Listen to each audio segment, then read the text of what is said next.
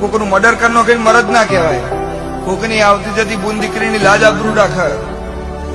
રાતના 2 વાગે મહેમાન આવ્યું હોય ને પણ તેના ઘરમાંથી નાકારો ના હોય ને, મારો શિવજી એવું કે છે, આવનાર જનાર દરેકની ઓરના અંબાડ રાખીના કુટુંબ કબીલાની અંબાડ રાખીને મરદ કહેવાય. હું નારાયણ મેહોરની માતા એવું કહું છું અને હું એવાને જ મળું છું. મારો શિવજી એવું કે કોકનું મર્ડર કરનો કઈ મરદ ના કહેવાય. કોકની આવતી જતી બુન દીકરીની લાજ આબરૂ રાખે.